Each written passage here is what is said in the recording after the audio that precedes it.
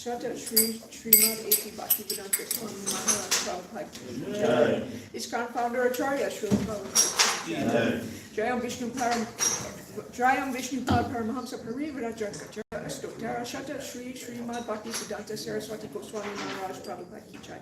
Jayam Vishnu Pad Srila Gaura Krishna Das Babaji Maharaj Ki Jai. Jayam Vishnu Pad Srila Sachinandana Bhaktivedanta Ki Jai. Jayam Vishnu Pad Vaishnava Visarva Das Babaji Maharaj Ki Jai. Jaya Shri Rupa Sanata Bhatta Raghunatha Shri Jiva Gopala Bhatta Das Raghunath Sad Goswami Prabhu Ki Jai. Namacharya Srila Haridas Thakur Ki Jai. Prim Sekaho Shri Krishna Chaitanya Prabhu Nityananda Shri Advaita Ganadhar Shri Lasadi Gaur Bhaktivinoda Ki Jai. Shri Shri Radha Krishna Gopa Gopanath Shamakun Radhakun Giri Govardhan Ki Jai. Shri Mayapur Dham Ki Jai. Shri Vrindavan Dham Ki Jai. Ganga Mai Ki Jai. Yamuna Mai Ki Jai. Bhakti Dev Ki Jai. Tulsi Devi Ki Jai. Ananta Koti Vaishnava Vrinda Ki Jai. Shri Harinam Sankirtan Ki Jai. Gurunath Raj Srimad Bhagavatam Ki Jai. ISKCON Vartma Guru Vrinda Ki Jai. Samaveta Bhakta Vrinda Ki Jai. Bora Pramanande. All glories to the assembled devotees. All glories to the assembled devotees. All glories to the assembled devotees. All glories to Shri Shri Guru Shri Guranga. All glories to Srila Prabhupada. Om Namo Bhagavate Vasudevaya. Om Namo Bhagavate Vasudevaya. Om Namo Bhagavate Vasudevaya. Om Namo Bhagavate Vasudevaya. Om Namo Bhagavate Vasudevaya. Om Namo Bhagavate Vasudevaya. Narayana Namaskritya Naram Jaiva Narottamam Devam Saraswatam Vyasam Tito Jayam Yuridayat Nasta Preshu Avatreshu Nityam Bhagavata Sevaya Bhagavati Uttama Shloke Bhaktir Bhakti Naistiki. Before reciting the Srimad Bhagavatam, which is the very means of conquest, one should offer respectful obeisances under the personality of Godhead Narayan, under Narayan Rishi, the supremmost human being, under Mother Saraswati, the goddess of learning, and under Srila Vyasadeva, the author. By regular attendance in classes on the Bhagavatam and by the rendering of service to the pure devotee, all that is troublesome to the heart is almost completely destroyed, and loving service unto the personality of Godhead, who is praised with transcendental songs, is established as an irrevocable fact. All right, good morning, everybody. Hare Krishna Prabhu. Nice to see you. So today is February 1st, and we are reading Canto 5, The Creative Impetus, Chapter 1, The Activities of Maharaj Priyavrata, and we'll be doing verse 16. All right.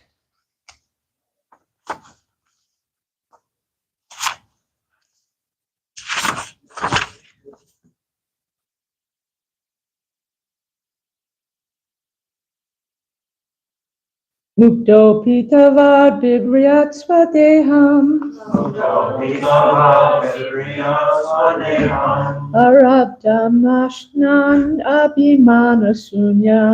Arabdamashnan abhimana sunya. Yatanubutam pratiyata nidra. Yatanubutam pratiyata nidra. Kim panya dehaya gunana bhrinte. Mukto pitavad vipriyat swadeham. Mukto pitavad vipriyat swadeham. Arabdamashnan abhimana shunya. Arabdamashnan abhimana shunya. Yatanubutam pratiyata nidra. Yatanubutam pratiyata nidra. Kim tvanya deha gunana bhrinte. Kim tva anya dehaya gunan vinkrite. Mukto pitavad viprayat swadeham. Mukto pitavad viprayat swadeham. Arabdamashnan abhimana shunya. Arabdamashnan abhimana shunya. Yatanubutam pratiyata nidra. Yatanubutam pratiyata nidra. Kim tvanya dehaya gunana bhrinte. Okay, please chant. Mukto pitavad viprayat swadeham. Mukto pitavad viprayat swadeham. Arabdamashnan abhimana shunya. Arabdamashnan abhimana shunya. Yatanubutam pratiyata nidra. Yatanubutam pratiyata nidra. Tvanya dehaya gunana bhrinte. Kim tvanya dehaya gunana bhrinte. Mukto pitavad vipriyat swadeham. Mukto pitavad viprayat swadeham. Arabdamashnan abhimana shunya. Yatanubutam pratiyata nidra. Kim tvanya dehaya gunana bhrinte. Pitavad vipriyat swadeham. Mukto pitavad viprayat swadeham. Arabdamashnan abhimana shunya. Anubhutam pratiyata nidra. Yatanubutam pratiyata nidra. Kim tvanya dehaya gunana bhrinte.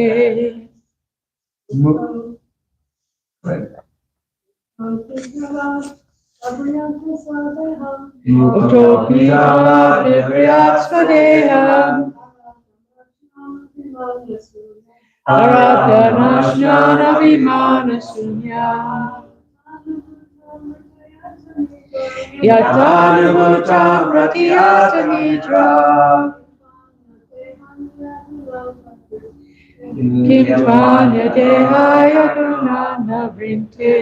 Mukto pitavad viprayat swadeham. Mukto pitavad viprayat swadeham. Arabdamashnan abhimana shunya. Arabdhamashranabhimana shunya. Anubhutam pratiyata nidra. Yatanubutam pratiyata nitram. Dehaya gunanavinte. Intanya dehaya gunana vinte. All right, word for word. Muktaha, a liberated person. Api, even. Tabat, so long. Vipriyat, must maintain. Swadeham, his own body. Arabdam, obtained as a result of past activity. Ashnan, accepting. Abhimana shunyaha, without erroneous conceptions. Tata, as. Anubhutam, what was perceived. Pratiyata nidraha, one who is awakened from sleep. Kimchu, but. Anya dehaya, or another material body. Gunan, the material qualities. Na, never. Vrinte, enjoys. Okay. Translation by Srila Prabhupada Ki Jai.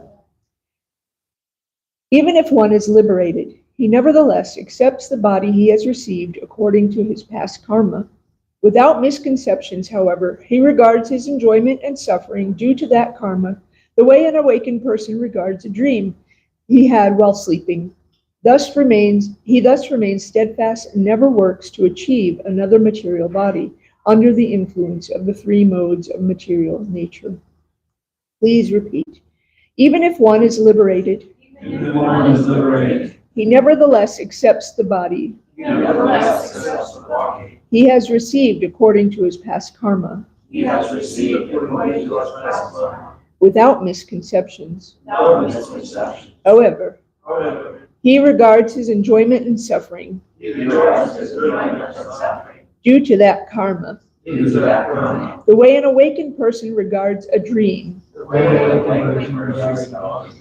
he had while sleeping. He thus remains steadfast and never works to achieve another material body under the influence of the three modes of material nature. Purport. The difference between a liberated and a conditioned soul is that the conditioned soul is under the concept of bodily life, whereas a liberated person knows that he is not the body, but a spirit different from the body.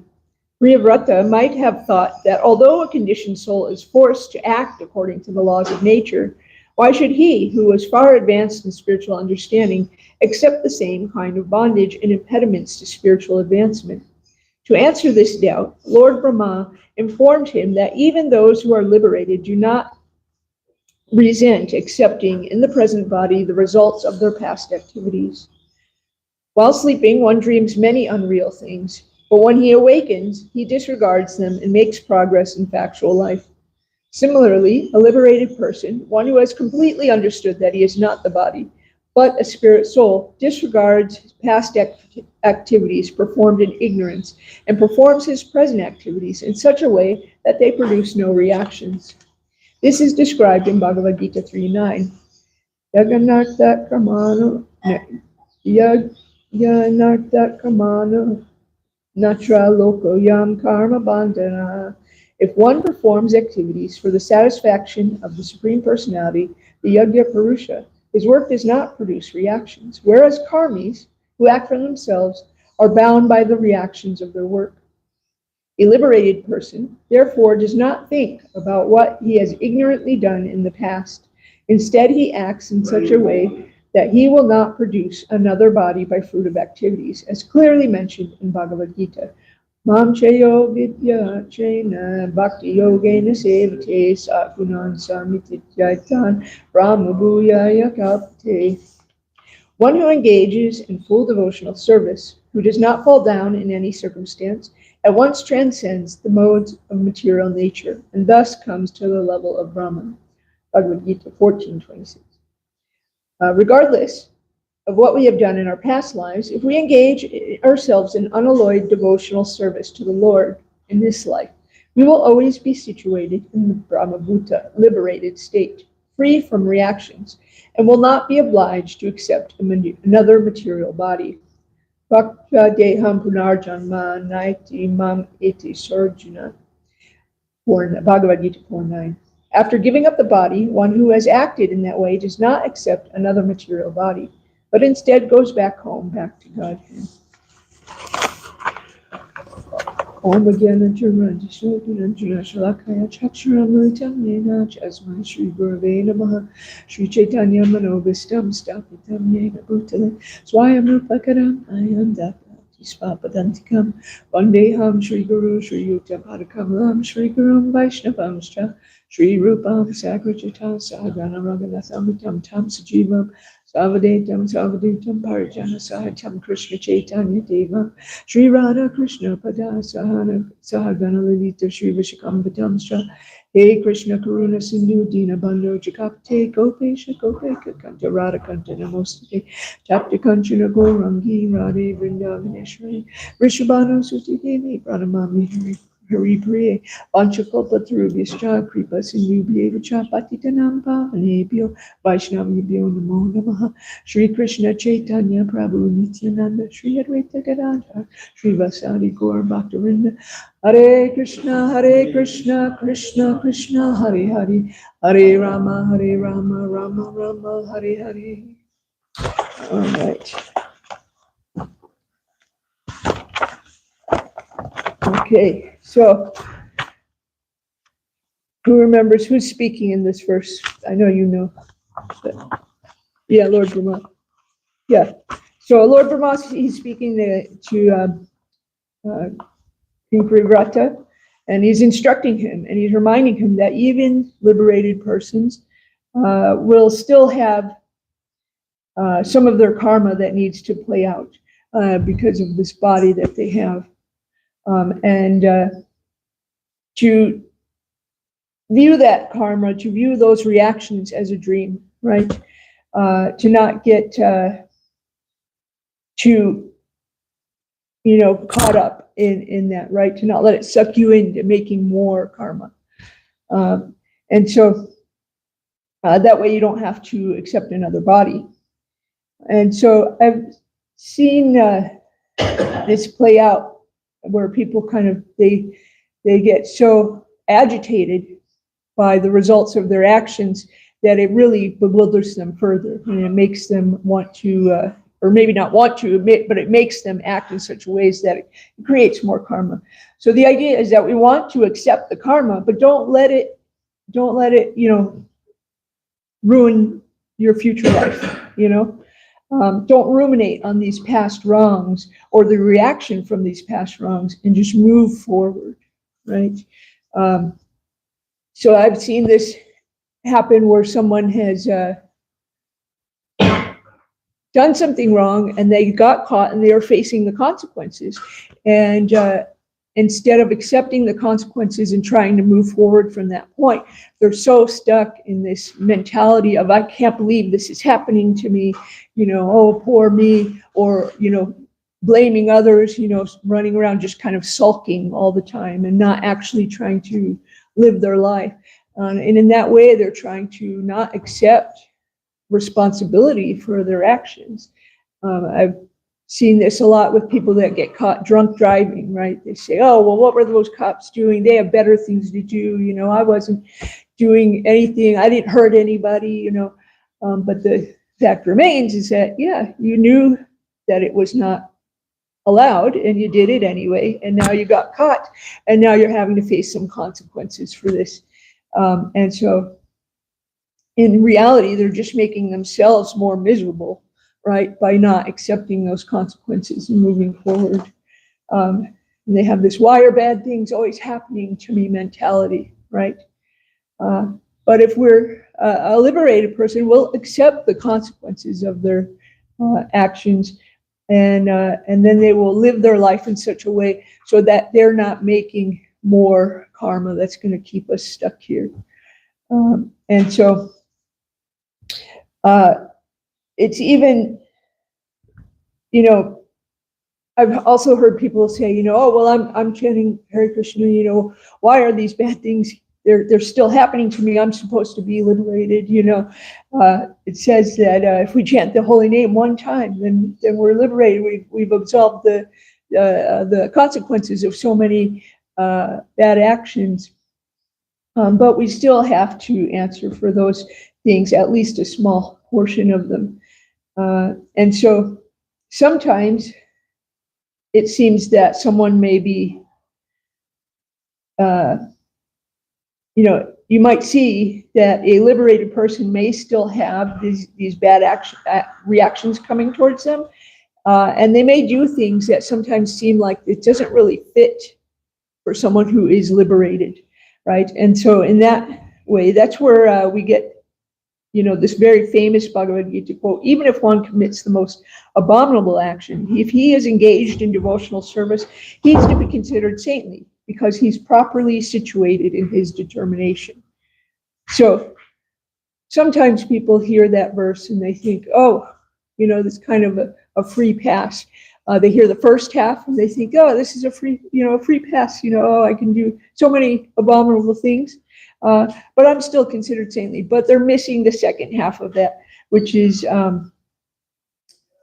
if he is engaged in devotional service, right? So that devotional service, that's what makes the difference. And if you're sincerely engaged in devotional service, this is what, even though when we have bad karma, and sometimes we act in bad ways that are not, appropriate, as a result of our accumulated karma, right? But if we're doing that devotional service sincerely, then a person can still be seen as a saintly person. So a liberated person acts for Krishna and not for themselves.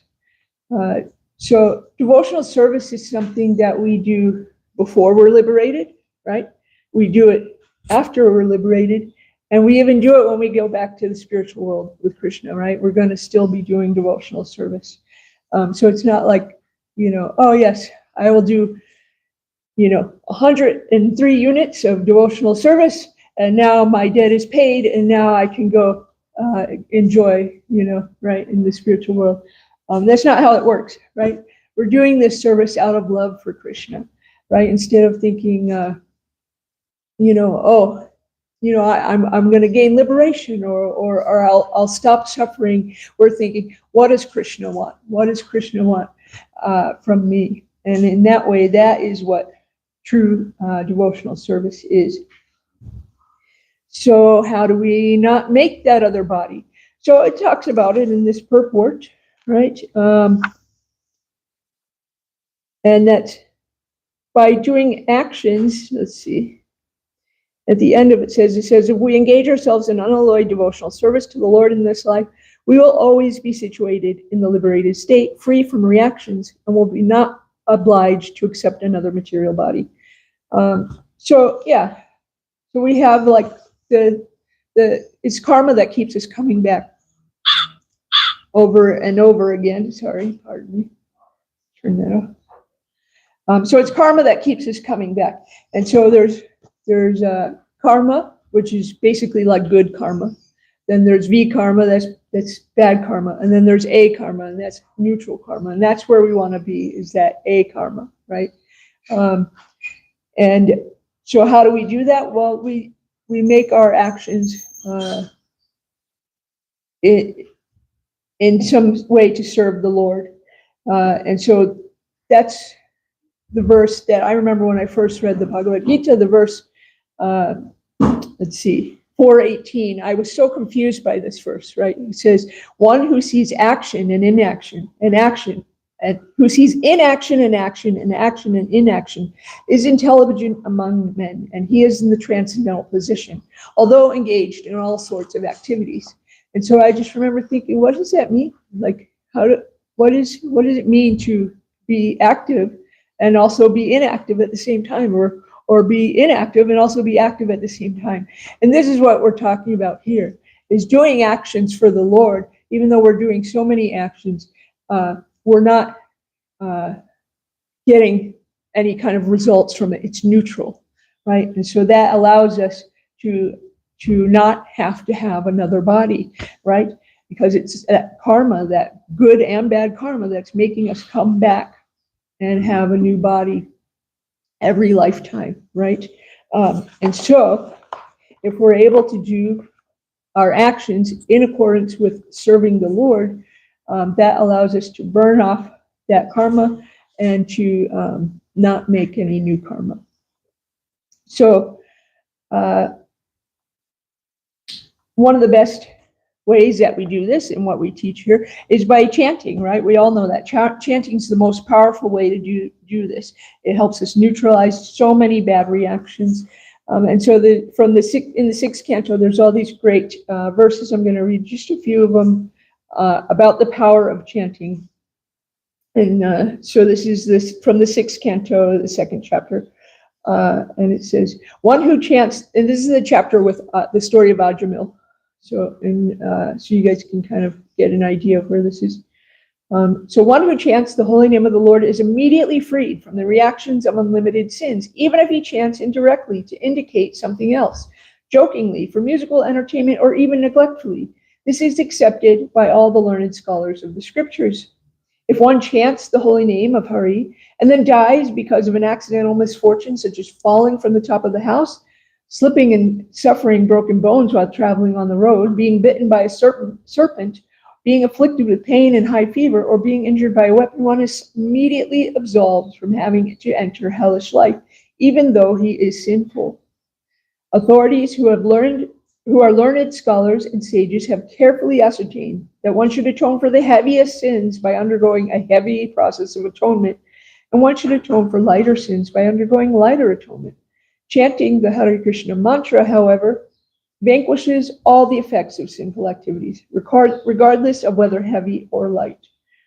Although one may neutralize the reactions of sinful life through austerity, charity, vows, and other such methods, these pious activities cannot uproot the material desires in one's heart. However, if one serves the lotus feet of the personality of Godhead, he is immediately freed from all such contaminations. As a fire burns dry grass to ashes, so the holy name of the Lord, whether chanted knowingly or unknowingly, burns to ashes without fail all the reactions of one's sinful activities. And then lastly, if a person unaware of the effective potency of a certain medicine takes that medicine, or is forced to take it, it will act even without his knowledge, because its potency does not depend on the patient's understanding. Similarly, even though one does not know the value of chanting the holy name of the Lord, if one chants knowingly or unknowingly, the chanting will be very effective. So we see this story, this is illustrated perfectly in the story of Ajamil, right? Because he was calling his son, he wasn't calling the Supreme Lord, he was calling his son, who was named after the Supreme Lord, and still he was saved at that moment when he was ready to leave this world. And the Yamadutas came to get him, and he was terrified. He called out to his son, right? And then the Vishnu Dutas came to save him. And that's because even though he wasn't actively in his mind calling for the Lord, he was calling for his son. He was still chanting the holy name of the Lord. And so that's why it is so important that we take up this chanting. And so this will have a profound effect on your life and the life of others around. I mean, so if every day when we go out on Harinam and we go like to the university and we're singing and chanting and we're getting those college students to chant, they've started the beginning of their devotional service, right? And they didn't even know it, right? And so that's so amazing. But if we don't go out, they don't hear it. They don't hear it, and they don't get that beginning.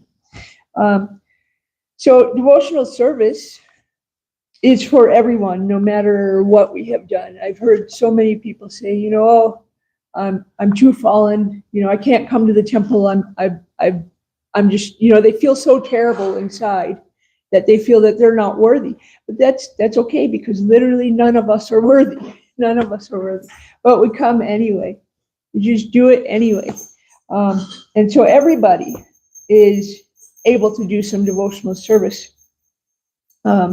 So this had me thinking of the story of Putana, because she actually did some service for Krishna, but she was not intending to, right? She was intending to kill him. And so she ended up, she was this, you know, great witch, basically, that ate children, and she decided to go after Krishna. Was her sibling Bakasura? Is that right? Bakasura. Yeah. And so,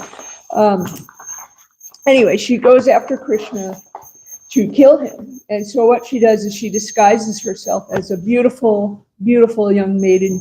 And so you guys have heard that term, pretty privilege, right? Or if you're pretty, you can get away with a lot, right? And so this is very true. It's like there's actually studies that prove that people that are conventionally attractive, when they get in trouble, they get lesser sentences, they get off more, even if they've done horrible things, right? And so Putana, she apparently knew this, and so she made herself look like this beautiful young maiden, and she goes to see baby Krishna, and nobody stops her, right? She said, oh, you know, let me see the new baby. And so they let her go in and grab him and hold him, and she starts to nurse him. But she had put poison on her breast because she was trying to kill him. And so Krishna, he starts nursing from her and just sucks the life right out of her. And then when that happens, suddenly her true form is revealed, which is, how many miles was she? Like 12 miles. I mean, I mean, imagine that. Like, I really want to know how that, I mean, just, I want to know like the specific mechanics of like the transition from being like a regular sized pretty lady to becoming 12 miles. I mean, like if she was in a building that had to have been destroyed. And anyway, what? Yeah. So anyway, so she revealed her true self. Yeah, and yeah, I mean, that's a crazy story. Wasn't there something about how she smelled? It was, yeah, that she smelled good. Okay, that's what I remembered. Yeah. So anyway, so she lost her life. She showed her true self, but still, Krishna gave her a great position as a mother in the spiritual world, and that's because she did some service for Krishna, even though she was actually trying to hurt him, right? By acting as a mother to him. And so when I hear that story, it gives me hope for myself, because I think, oh, well, you know what? I'm like not actively trying to kill anybody, let alone children, and let alone the Supreme Personality of Godhead.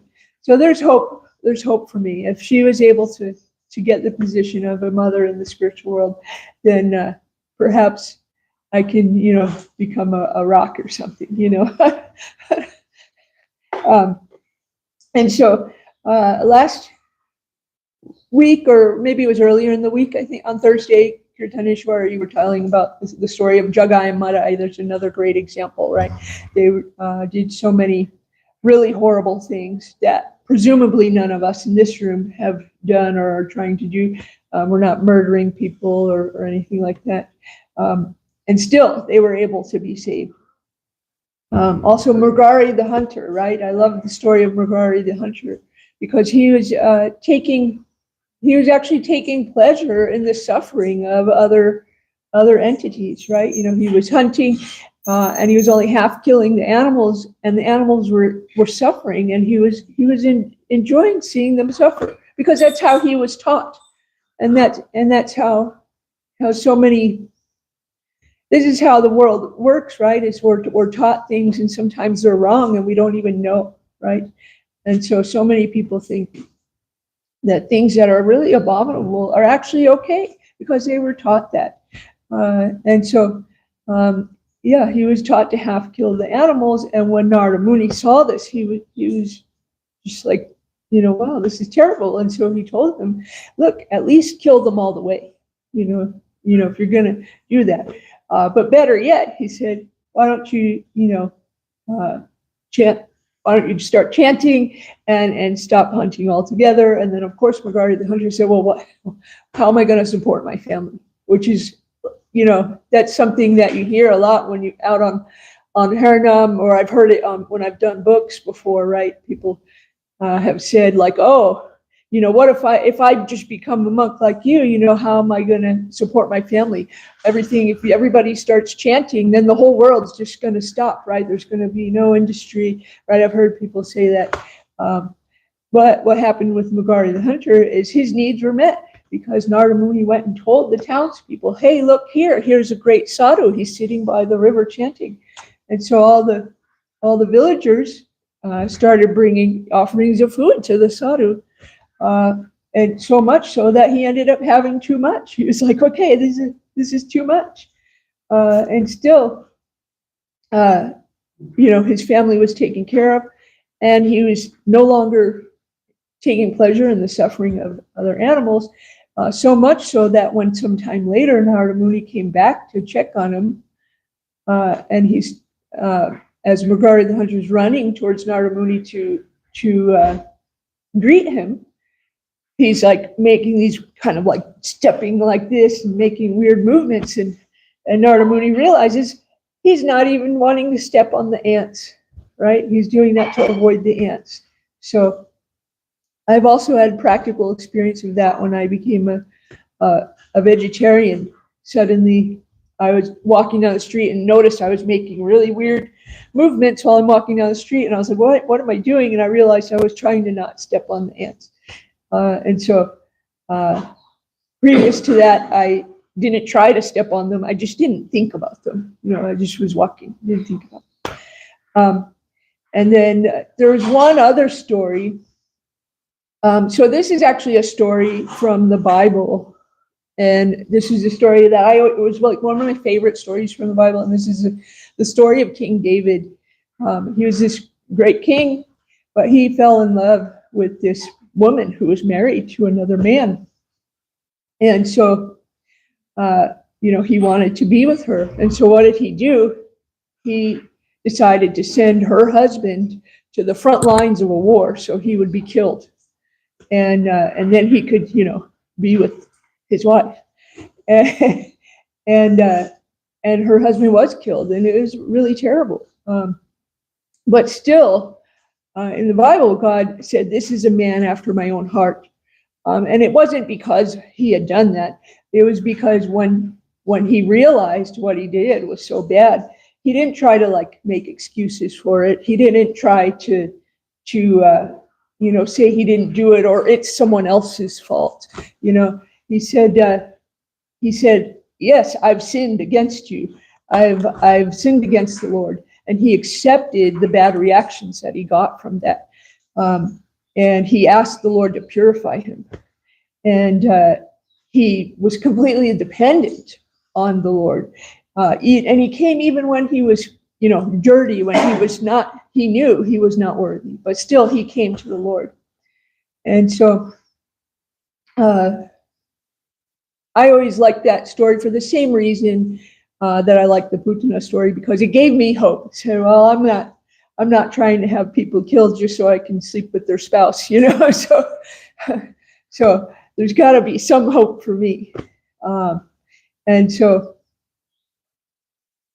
the whole short, concept of this, what I'm trying to say is that we're never too far gone for the mercy of Krishna. Or his holy name. So don't try to run from any consequences that you get. Don't try to run from those consequences of your actions. Just accept the karma and move forward. Just move forward and move forward with devotional service, that neutral. So you're making neutral karma, right? Go forward, sin no more. And if you do, because that happens, right? And if you do end up making mistakes again, then just pick yourself up and try again, because you will get there, especially if you're dependent on the Lord, And so I think I'll end there because we're supposed to end a little early, and so it's a 1:45. So if there's any comments, questions, refutations, yes. David. The Lord said to David, he's one of my own heart. He's that one after my own heart. Yeah. King David also, he made that mistake, but it should be noted that he was a great Raj Rishi devotee of the Lord, and he wrote the whole Psalms, which is consisting so much of glorifying the name of God. Yeah. David wrote, there's hundreds and hundreds of verses in the Psalms that say one should chant the name of the Lord, glorify the Lord's name. And so he was actually a really wonderful devotee of God, but we see that he made that bad mistake, which is a nice understanding because we hear that. It's a great example of the apichet sudaracharo. Yeah, exactly. But he had this bhajate mama nanyabak, and so he was forgiven. Yeah, exactly. So we can't forget that part, right? Doing the devotional service, right? That's what makes us to be a saintly person, not, the abominable actions, right? So, yeah. Is there any more comments, questions, anything?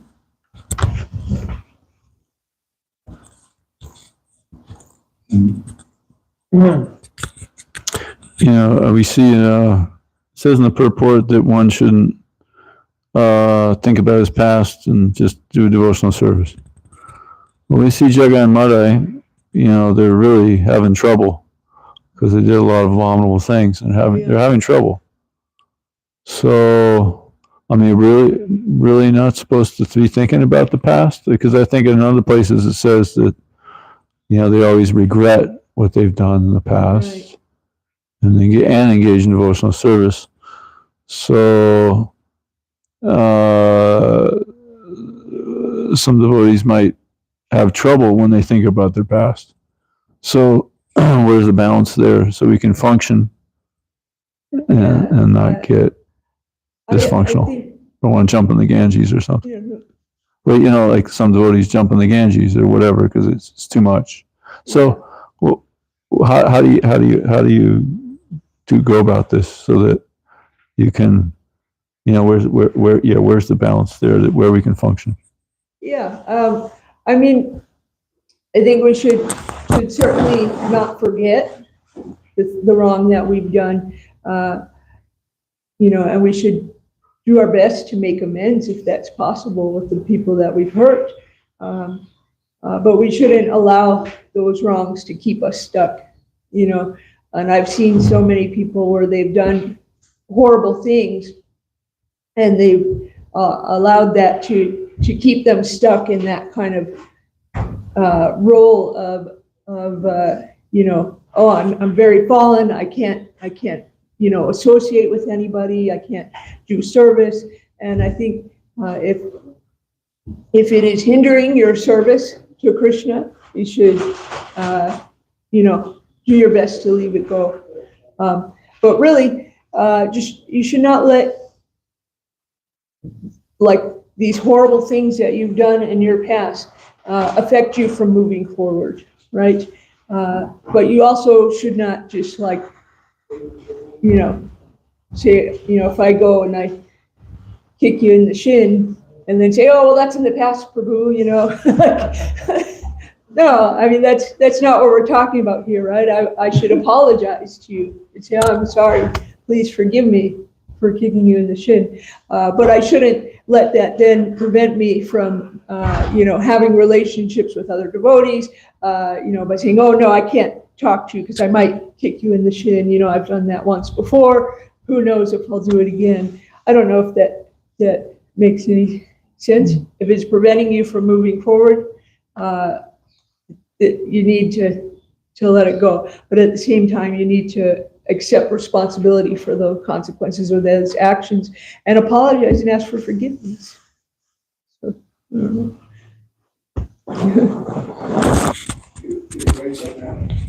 What is that? In the purport of that verse, 931, Vishnu Chakravarti Thakur says that a devotee, in order to be qualified for that mercy that Krishna speaks about, that he's to be considered a saintly person, Vishnu Chakravarti Thakur explains that one has to first off not try to avoid the results of those activities. Yeah. That's the first and primary characteristic, that the devotee thinks, I deserve worse than this, than whatever the reaction is of that activity I've done in the past, and feels that I'm really going to accept with actually delight whatever kind of consequences come to me. But the point is they're not stopping the devotional service. Yeah. The hearing and chanting goes on. Also, I was thinking about this verse because there's one verse in the fourth chapter of the Gita where it says that even if one is considered to be the most sinful of all sinners, if he's situated in the boat of transcendental knowledge, he can cross over the ocean of nescience. I think about that verse a lot because the transcendental knowledge is, understanding we're not this body. He's situated in that boat, but even if he's considered to be the most sinful of all sinners, so it kind of causes challenge in my mind.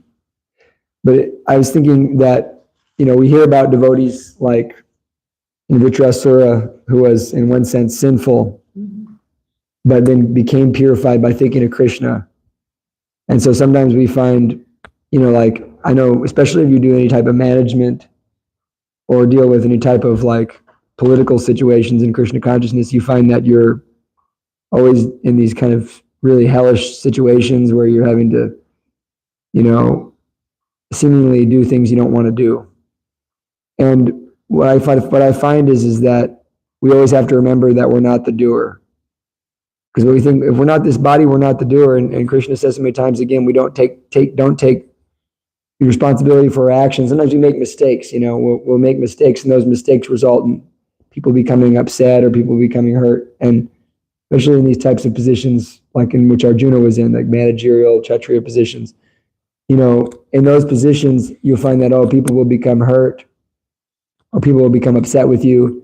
But you have to realize that you're just doing this as an offering to Krishna, and Krishna is the results. And in that, I find a lot of peace when I say that Krishna, if I made an offense, I want to be punished for it. I want to suffer the offense. I deserve to suffer the offense.